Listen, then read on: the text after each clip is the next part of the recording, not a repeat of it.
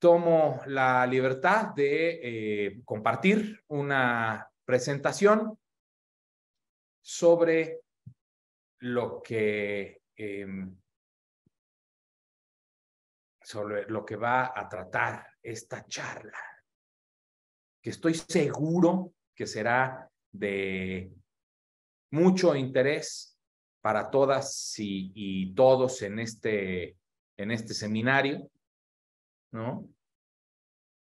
Dado que todos y todas vemos a los determinantes sociales de la salud en nuestra práctica diaria de la medicina. Sin embargo, a veces no lo identificamos como tal, dado que desafortunadamente en general estamos vistos y estamos provistos de una educación médica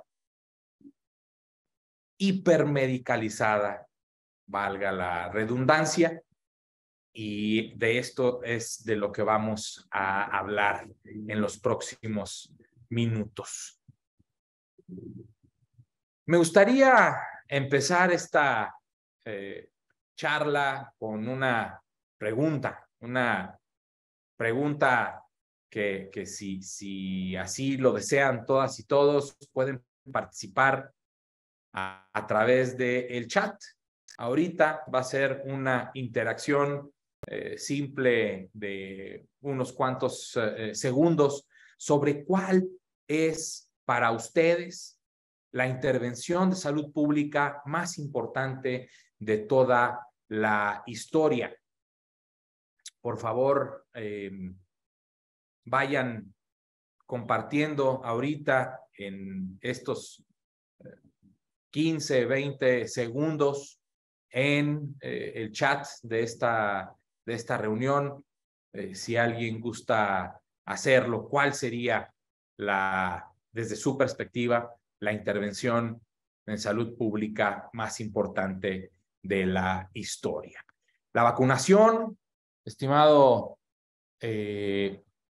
Alberto, muchas gracias. Lavado de manos, dice José María. Sergio dice las que tienen que ver con las que mejoran las condiciones de vida de las personas, acceso a agua potable y saneamiento. Muchísimas gracias, el drenaje. Muchas gracias a quienes están ahorita compartiendo. Me da muchísimo gusto leerles porque efectivamente es el agua potable, el saneamiento básico. Quien escribió, por ejemplo, drenaje, pues va de la mano que el drenaje, el agua potable, para poder hacer esta intervención en materia de salud pública. ¿Por qué es tan importante hablar de esto? Porque en realidad esta intervención, que es la más importante en materia de salud pública, no le corresponde implementarla a la Secretaría de Salud, a los ministerios de salud a nivel internacional, a la Secretaría en nuestro caso de México y a las secretarías de salud de los estados. Sin embargo, es súper importante porque esta intervención es la que más ha reducido la carga de morbilidad y mortalidad en toda la historia de la humanidad. La segunda es la vacunación y por eso también regularmente es una de las respuestas que más leo o escucho cuando estamos interactuando en vivo en algún auditorio, que es la vacunación, y la vacunación es la segunda intervención. Esto no lo dice solamente Ricardo Cortés, simple y sencillamente Ricardo y muchas otras personas seguramente cuando lo hablan lo dicen. Esto lo ha comentado de forma internacional el doctor Stanley Plotkin autor del libro de vacunación más importante a nivel mundial, y él escribe esto: solamente el agua potable le gana a las vacunas en su potencial mundial de haber reducido la carga de enfermedad y muerte. ¿Por qué hablar de esto? Porque esto es uno de los tantos ejemplos de los determinantes sociales de la salud.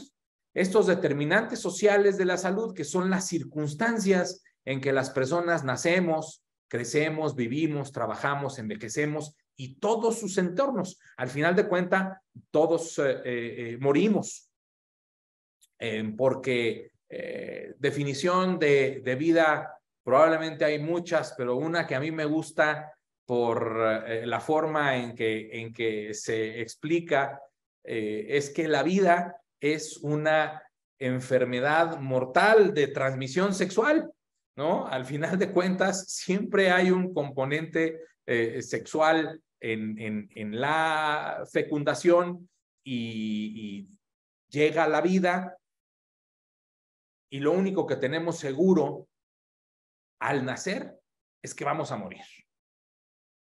Y todo esto son esos determinantes, son esas circunstancias, cómo vamos, en qué circunstancia nacemos.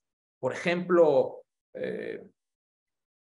hay en materia de redes sociales muchos comentarios al respecto de la pobreza, ¿no? Es que el que es pobre porque quiere, es pobre porque no le echa ganas, es pobre porque no se pone a trabajar. Sin embargo, hay estudios muy serios publicados en diversas revistas internacionales, en las que ha quedado demostrado que, a pesar de echarle ganas, a pesar de tener un trabajo, a pesar de todas estas circunstancias que parece que las personas en pobreza no harían, en realidad una persona que nace en circunstancias de pobreza tiene más del 80% de probabilidad de continuar en esa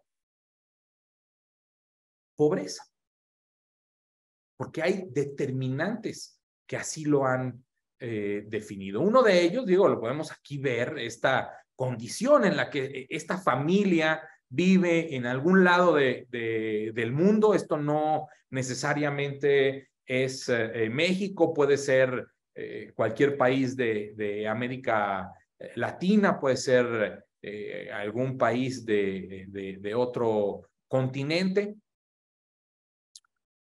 Pero de lo que sí estoy seguro es que no es un país europeo, no es un país como Estados Unidos o Canadá, porque ahí se han modificado los determinantes sociales que en este caso modifican o condicionan la salud.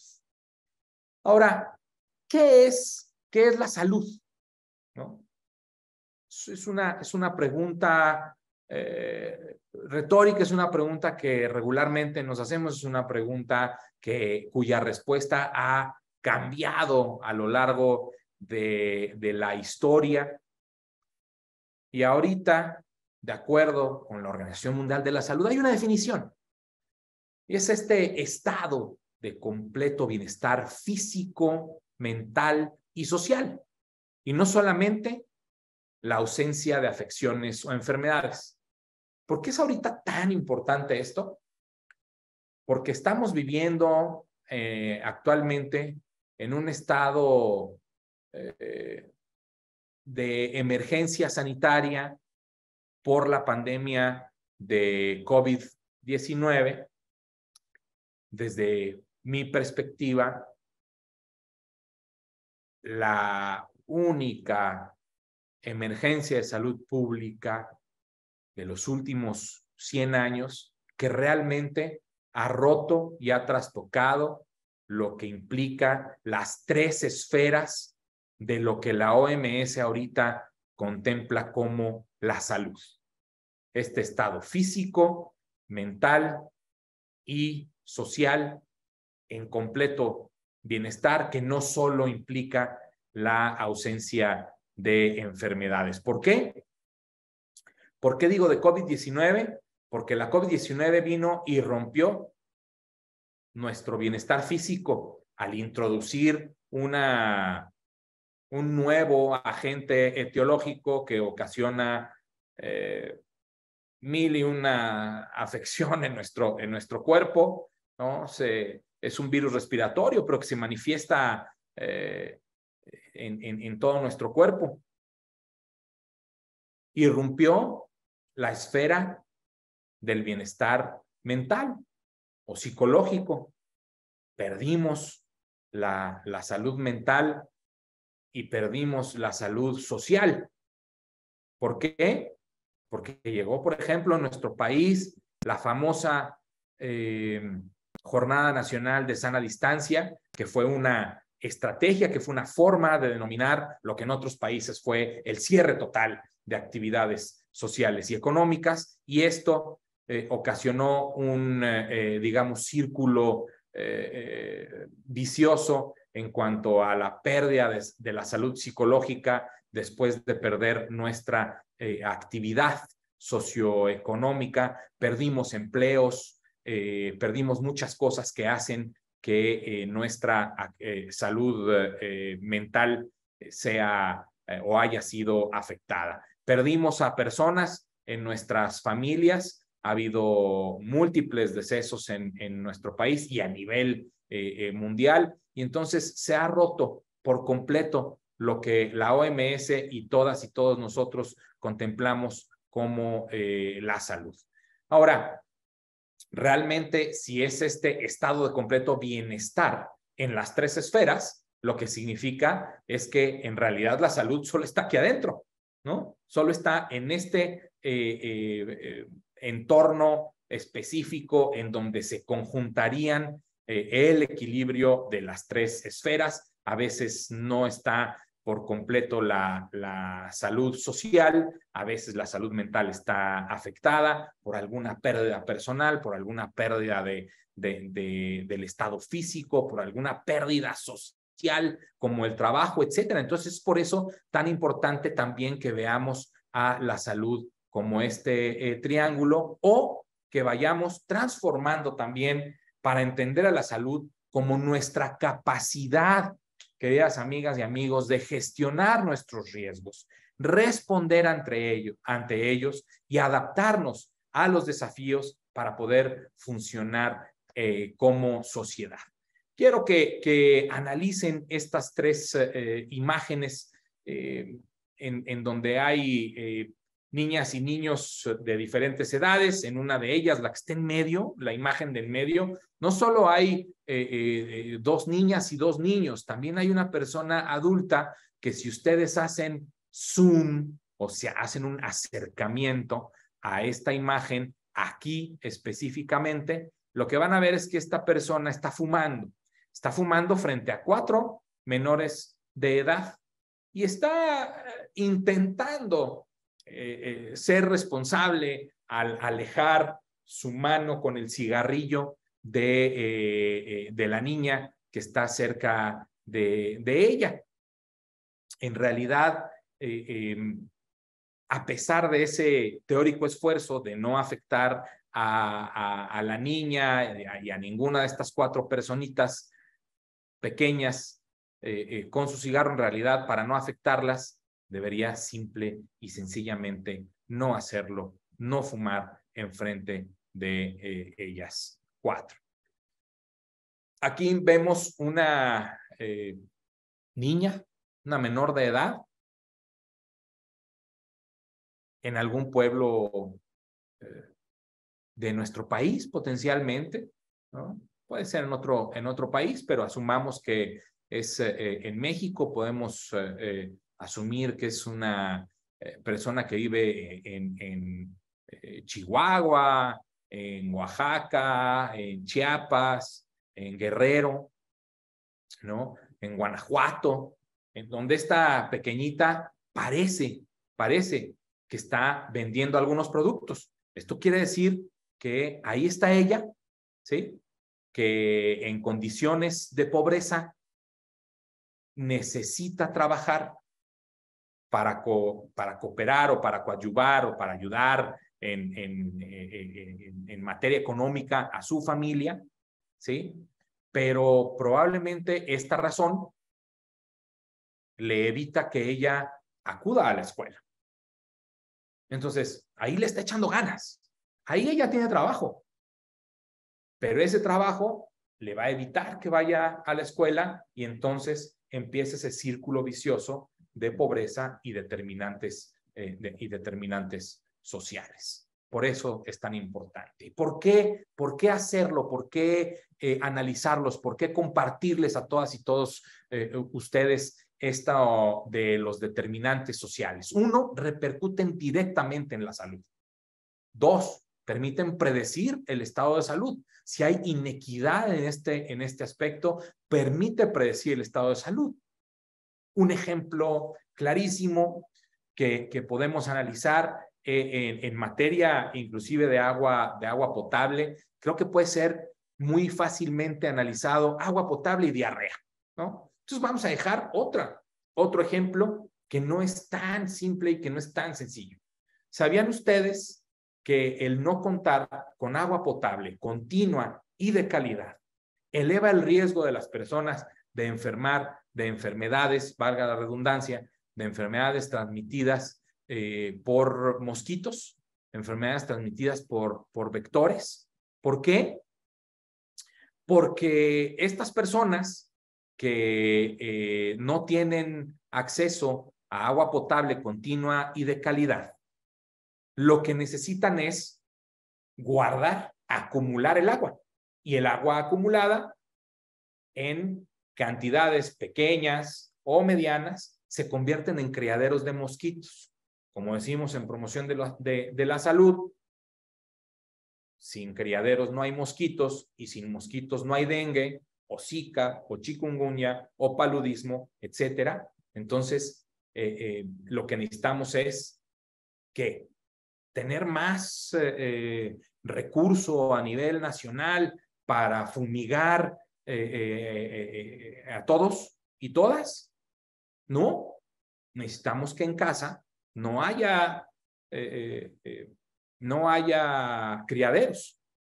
Y para que en casas no haya criaderos, necesitamos que se modifiquen estos determinantes sociales poniendo agua potable, insisto, continua y de calidad. Porque en los lugares en donde hay agua por tandeo, también necesitan acumular el agua y el riesgo se mitiga, pero parcialmente.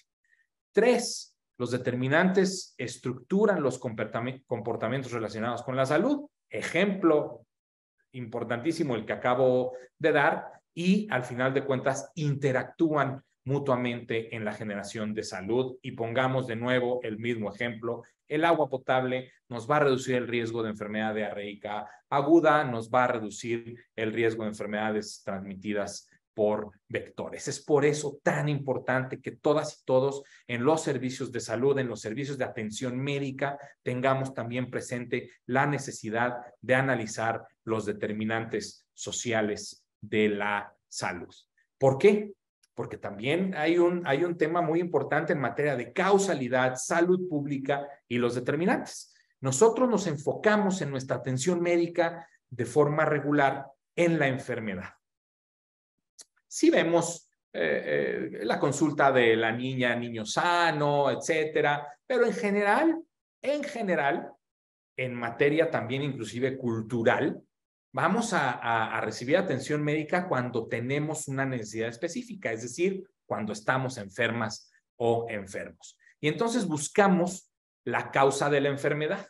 Y estamos también, lo voy a decir así de clara y abiertamente, estamos también tan cargados de trabajo en esta atención médica, que lo que vemos es la primera, digamos, causa para explicarla a nuestras pacientes y nuestros pacientes, y entonces nos vemos con un enfoque biomédico, hipermedicalizando la salud. ¿Qué es lo que queremos hacer con esto? Compartirles a ustedes la súper importancia de ver no solo la causa de la enfermedad, y aquí vamos a ver un ejemplo también de la vida diaria, de la vida que ustedes dando consulta seguro ven todos los días. Vamos a poner un ejemplo de una señora que se llama Guadalupe, hoy 12 de diciembre, que en nuestro país seguramente están festejando muchas Guadalupes. Va a consulta y le dicen, las atienden, la atienden cualquiera de ustedes que da consulta en primer nivel, por ejemplo, de atención. Le hacen un destrostix o es consulta subsecuente porque le solicitaron algunos laboratorios. Llega la señora Guadalupe, que le gusta que le digan Lupita, con sus resultados, y resulta que ahí está reflejado una glucosa en sangre en ayunas de 300. Entonces usted le dice, señora Lupita, pues lo que sospechábamos, ¿verdad? O sea, los síntomas que usted tenía en la última consulta en la que vino, pues yo sospechaba de diabetes, y pues el resultado del laboratorio que usted me trae lo confirma. Entonces, señora Lupita, usted ahora vive con diabetes. Tiene una enfermedad que se llama diabetes mellitus tipo 2, y esto es porque en su sangre hay mucha azúcar. Entonces, a partir de hoy, señora Lupita, usted se va a tomar esta pastilla todos los días, en la mañana, en la tarde, en la noche, y bueno, nos vemos en un mes para ver cómo está. Y la señora Lupita se va a casa. A lo mejor entendiendo parcialmente lo que había sucedido, en un proceso de duelo potencialmente porque se siente que perdió su salud. Y llega a la casa con su esposo y le dice, oye, José, pues me dijeron que tengo diabetes y que debo de tomarme esta pastilla todos los días, 3 veces al día. Entonces, pues pásame mi refresco, ¿no? Para tomarme mi pastilla. ¿Esto por qué se da? Esto se da porque nos fuimos a ese modelo hipermedicalizado de la salud, que está estresado además con una sobrecarga de trabajo en cualquiera de los sistemas de atención médica en los que trabajemos, o en los sistemas de atención médica en los que trabajamos, porque muchos de nosotros, muchos de ustedes, muchas de ustedes, seguramente en la mañana trabajan en el IMSS, en la tarde en salud, y los fines de semana en el ISSSTE, y por las tardes no sé, o tienen consulta privada en las tardes. El chiste es que hay una interacción entre nuestros sistemas de atención médica, y esa sobrecarga de trabajo a veces nos impide ver otras perspectivas, las causas de las causas, inclusive las causas de las causas de las causas, que potencialmente tantas causas ya son otro tipo de determinantes estructurales en los cuales estamos trabajando desde la política de salud pública para coadyuvar con la política de atención médica, de atención a la salud, y por lo tanto es lo que queremos compartirles para que haya un enfoque del análisis de la salud basado en sus determinantes sociales. Tomemos de nuevo el ejemplo de la señora Lupita, a quien le acaban de diagnosticar que vive con diabetes, que es porque se le detectó la glucosa en sangre alta, ¿sí?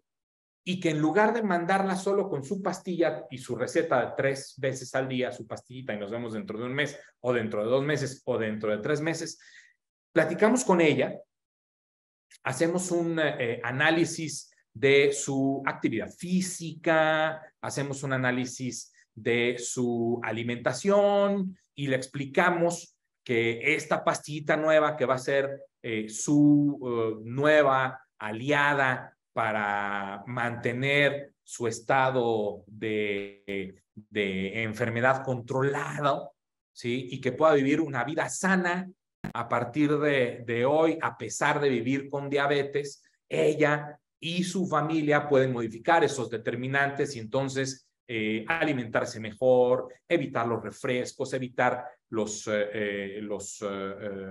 productos chatarra, por ejemplo, y entonces ahí vienen las causas de las causas de las causas de por qué lleva la alimentación que lleva, por qué lleva la vida potencialmente sedentaria que lleva y poderles ayudar también a las personas a tomar mejores decisiones en conjunto, abordando su estado de salud con base en los determinantes sociales. Porque miren, queridas amigas y amigos, aquí está esta imagen que me parece fantástica, una unidad de salud, una unidad móvil de salud del Instituto Mexicano del Seguro Social, IMSS Ordinario, IMSS Bienestar. El chiste es que está aquí. Aquí está el doctor Rubén Pérez. Ahorita me detuve a leer su nombre. Es una fotografía pública, por ahí la encontré en internet. ¿No? Y está aquí el doctor Rubén Pérez atendiendo a este chiquitín, ¿no? Traído por su mamá. Y vamos a pensar que viene por diarrea a consulta. Y el doctor Pérez le otorga una consulta extraordinaria, le da el tratamiento que le tiene que dar, pero viene una pregunta que a veces es incómoda. ¿Para qué les vamos a dar tratamiento médico a las personas? Si les vamos a regresar o si van a regresar a vivir en las mismas condiciones o determinantes que les hicieron enfermar. Y regresamos a esta imagen que hace rato vimos, en donde casi sin el menor temor a equivocarme, en esta casa no hay agua potable y las condiciones en las que viven son las que en realidad le hicieron enfermar y necesitar acudir a consulta en esta unidad médica móvil del IMSS. ¿Qué es lo que va a suceder? Se le va a otorgar el tratamiento médico, potencialmente se va a solucionar el problema un tiempo, pero dado que regresará a las mismas condiciones que le hicieron enfermar, entonces el chiquitín, cuando la unidad móvil regrese después de un mes o después de 2 meses, seguramente regresará con el mismo problema de salud a consulta porque las causas de las causas de las causas no fueron analizadas, no fueron solucionadas y esto puede ir repercutiendo en su estado de salud de forma permanente. ¿Le corresponde al doctor Pérez modificar esos determinantes estructurales? No, no le corresponde, efectivamente, pero sí puede hacer una serie de preguntas en su consulta para saber si el agua que consume es hervida, clorada, potable, entubada, etcétera. Y irse dando una idea de cuáles son estos determinantes sociales que le hicieron enfermar. Y de esto podemos hablar aquí con esta imagen o podemos irnos a una ciudad, un entorno urbano en el que una pequeña o pequeño, a lo mejor un poquito más grande, también llega con un problema de salud y usted potencialmente le diagnostican, no sé, puede decir salmonelosis, ¿no? Y se le otorga su tratamiento antibiótico, una consulta en la Ciudad de México, en la ciudad de Guadalajara, en Tuxtla Gutiérrez, en León, Guanajuato, en cualquier lugar. Y entonces, en su consulta privada también llega una persona, le otorgan ustedes un tratamiento, sospechan de salmonelosis, se le otorga un antibiótico. Se van a casa, empiezan con su tratamiento, se soluciona potencialmente ese problema en ese momento, pero ¿qué creen? Que la niña o niño de 8 años sigue jugando con su tortuguita. Ella tiene una tortuga y resulta que cuando mamá o papá le llaman a comer después de jugar con su tortuga, esta pequeñita o pequeñito no se lava las manos. Eso quiere decir que va a regresar con ustedes después de un tiempo a consulta, probablemente el mismo problema, que tendrá teóricamente la misma solución, pero que si lo abordamos desde sus determinantes sociales y preguntamos qué tipo de interacción tiene con con mascotas, por ejemplo, y mamá o papá o abuelas o tías o tíos o personas que cuidan a esta niña o niño les comentan que tienen una mascota. Oiga, ok, ¿qué tipo de mascota? Pues una tortuga. Fíjese que las tortugas normalmente en las condiciones en las que viven, el agua sucia, aunque usted la esté recambiando, existe un riesgo de que haya este bicho en el agüita, en su caparazón, a la hora de tocarla, a la hora de cargarla, a la hora de interactuar con ella. Entonces hay que asegurarse que además de tomar el tratamiento, explicarle a niña, niño, mamá, papá, abuelas, abuelos, etcétera, que en realidad la causa es un bicho que se llama Salmonella typhi, pero la causa de la causa es el hecho de que su niña o niño no se lava las manos después de interactuar con su tortuguita. Y así es como cambiamos ese determinante que le hizo enfermar y que ya potencialmente no regresará ese círculo vicioso, y lo rompemos al hablar de estos determinantes sociales de la salud. Ahora, problemón que tenemos encima, la sobrepeso y obesidad infantil, y nos hacemos, queridas amigas y amigos, la misma pregunta.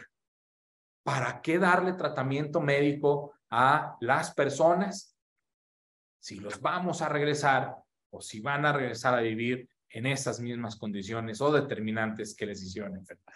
En esta escuela, en donde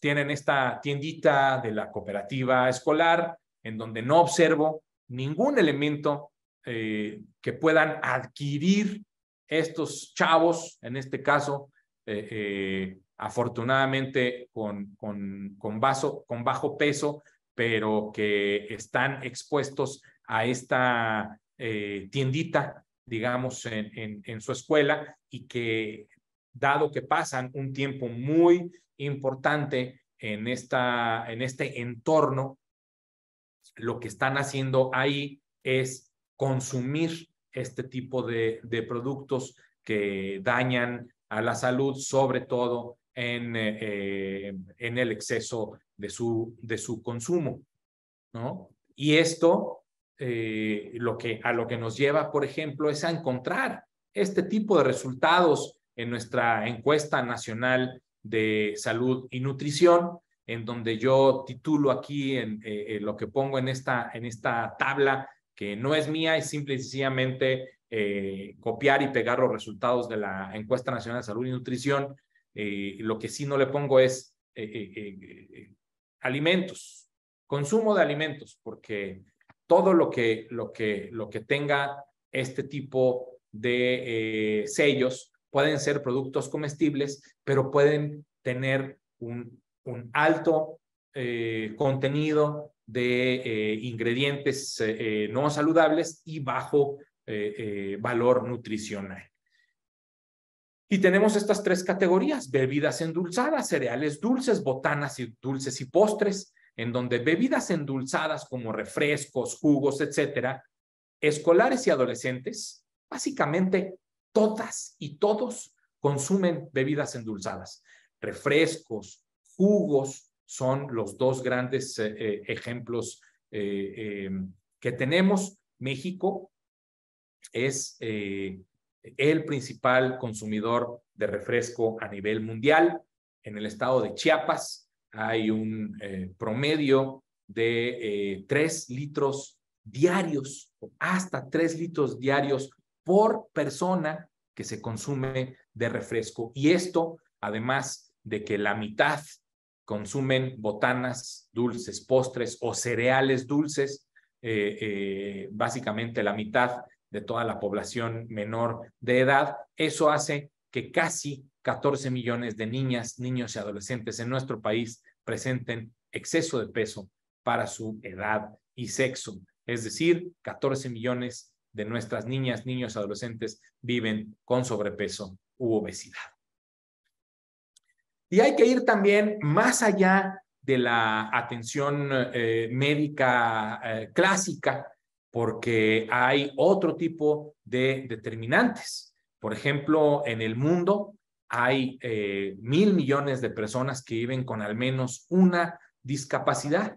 Esto representa alrededor del 12% de la población mundial, que somos ya básicamente 8.000 millones de personas. Sin embargo, estas 1.000 millones de personas no tienen una distribución normal, digamos, no tienen una distribución homogénea en todos los países de altos, medianos o bajos ingresos, sino que el 80% de estas personas, de estas 1.000 millones de personas a nivel mundial, el 80% viven en países de bajos y medianos ingresos. Y esto sigue perpetuando este círculo de pobreza, discapacidad, más pobreza, etcétera, y menos acceso al cuidado de la salud. La mitad de las personas que viven con una discapacidad, personas con discapacidad, lo que significa PSD, no tienen acceso al cuidado de la salud o simple y sencillamente no les alcanza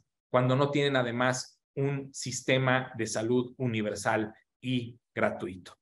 Esto en números duros para nuestra región habla de 66 millones de personas que nuestra región vive al menos con una discapacidad. Y el tema es que son prevenibles. El 75% de las discapacidades son prevenibles. ¿Por qué? Porque son ocasionadas por accidentes de tránsito, por ejemplo, por consumo de medicamentos, y es en donde también aquí hay un énfasis. No solo ustedes como profesionales de la medicina pueden hacer o incidir en los accidentes, pueden incidir totalmente en el consumo de medicamentos, ¿sí? Hay medicamentos ototóxicos que, como su nombre lo dice, lo que hace es afectar la función auditiva y potencialmente ocasionar una hipoacusia de diferentes grados. Hablemos de la más grave, una hipoacusia bilateral profunda, es decir, sordera ocasionada por el uso de medicamentos, o los defectos al nacimiento, que ahorita veremos también un ejemplo importante y muy interesante.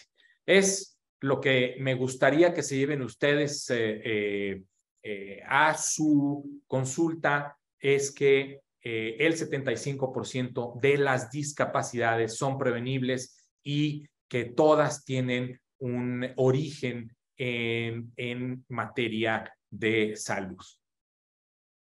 Y aquí podemos hablar de la tipología de la discapacidad, ¿no? Cómo viendo a la discapacidad podemos ir viendo también estos determinantes sociales. ¿Cómo hacer esta tipología? ¿Cómo clasificar la discapacidad? La deficiencia, que puede ser el origen y la temporalidad, la función, si está comprometida, cuál es la función que está comprometida, perdón, el grado de afectación de la función, el desempeño, es decir, el grado de independencia o de dependencia que tiene la persona que vive con discapacidad, y la percepción, es decir, la visibilidad de la discapacidad.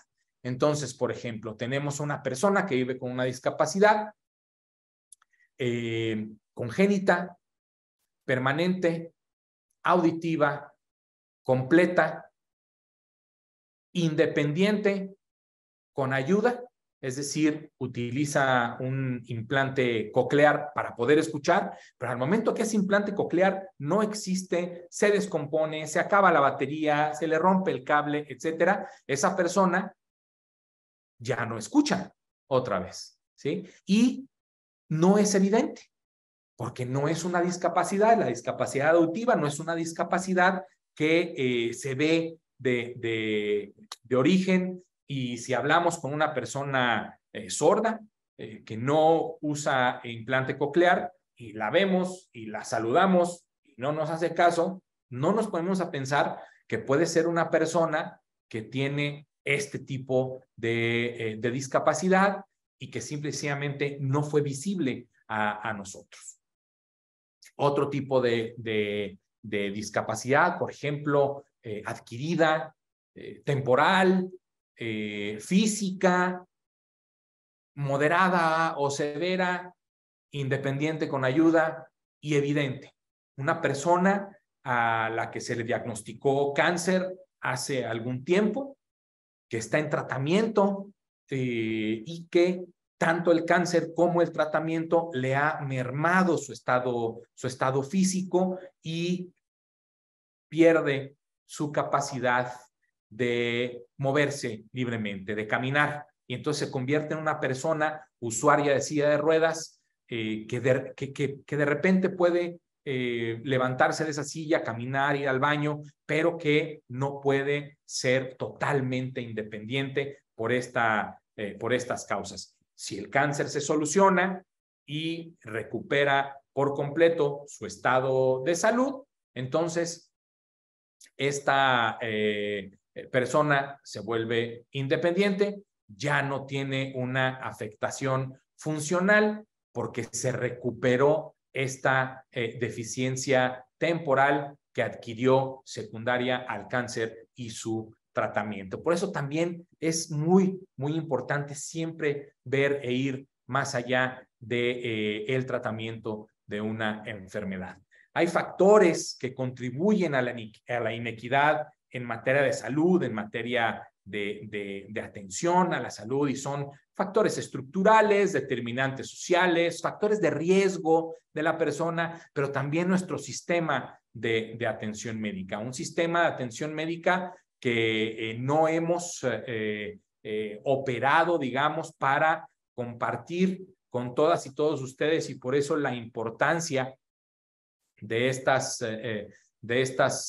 sesiones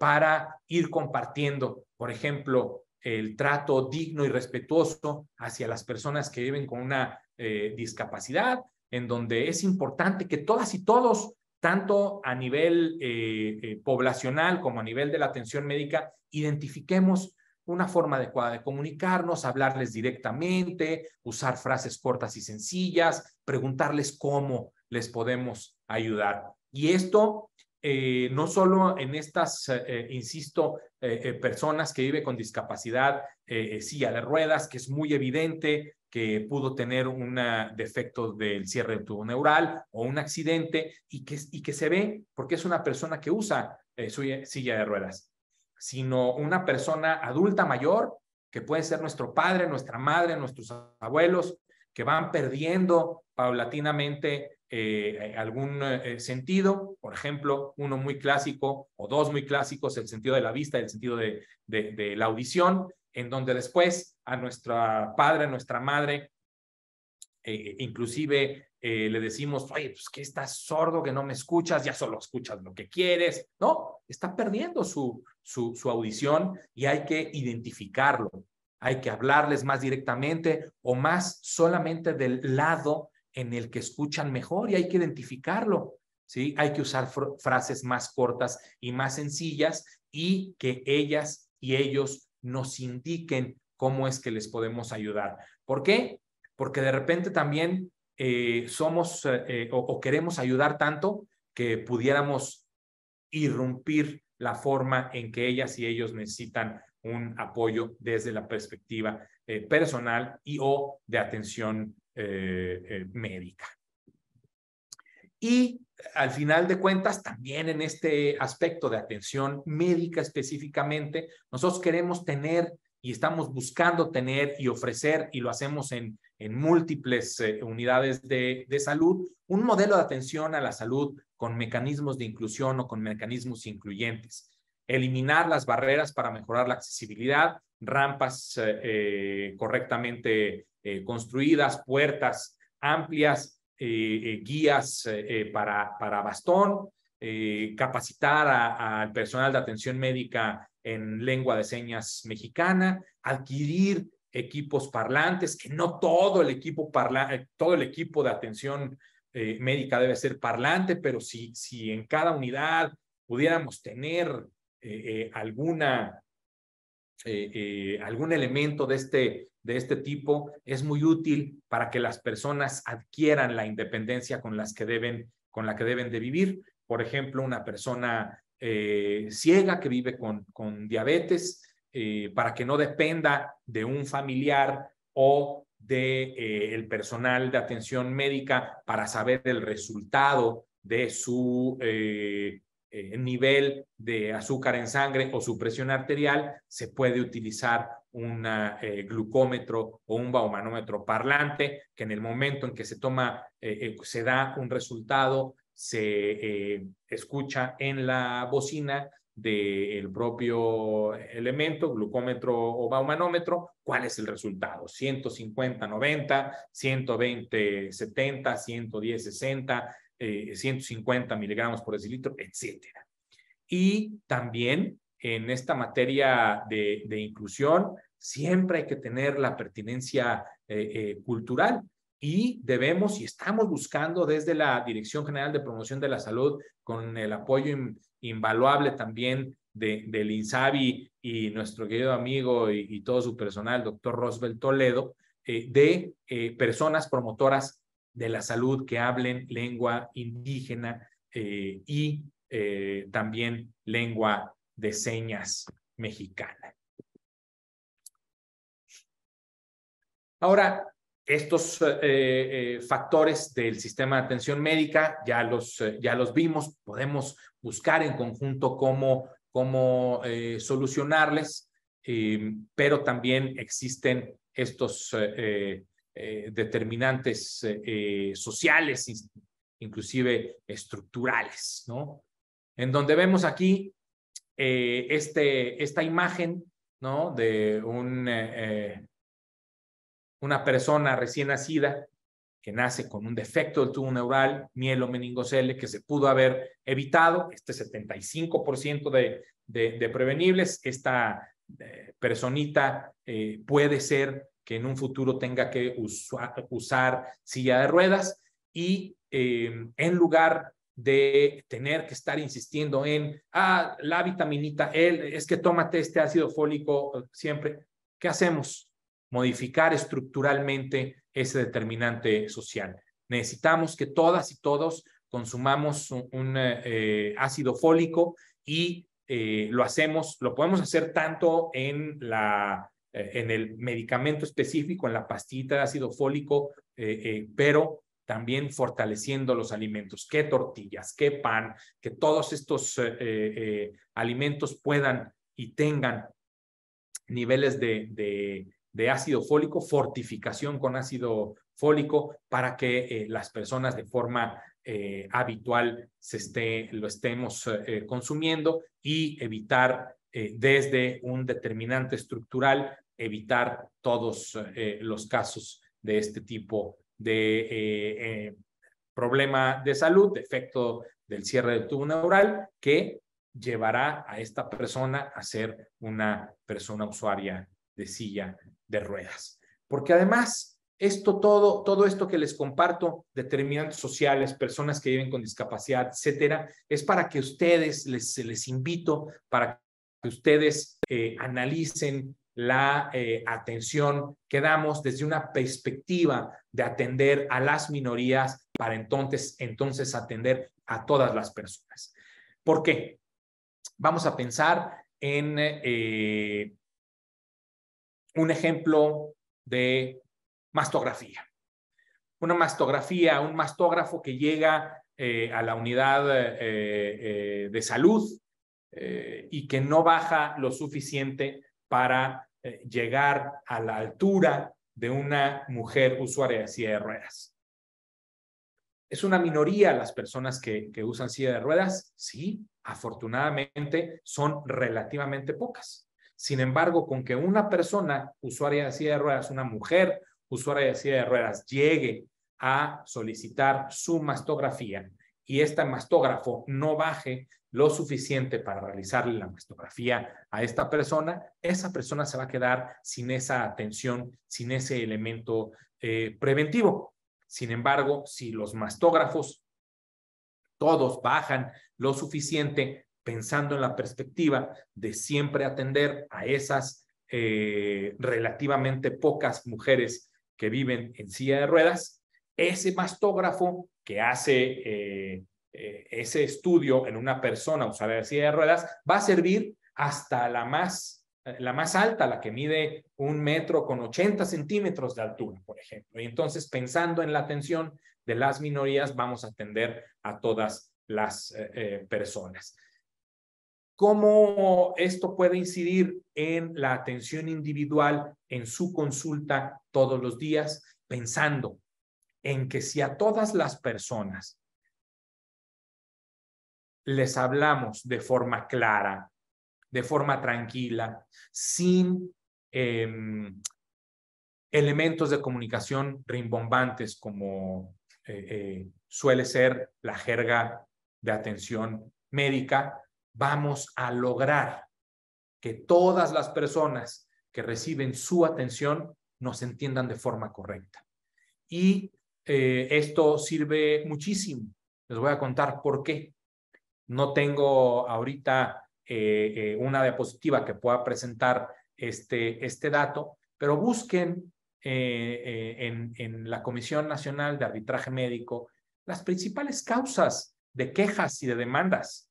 Es comunicación, es falta de comunicación entre paciente, entre la persona que atiende y la persona que es atendida. Entonces, tener una mejor comunicación, hablando más claramente con nuestras pacientes y nuestros pacientes, nos vamos, uno, a atender a todas las personas, entiendan o no entiendan lenguaje científico, y dos, vamos a evitar o a reducir el riesgo de presentar problemas con nuestras y nuestros pacientes por una falta de comunicación.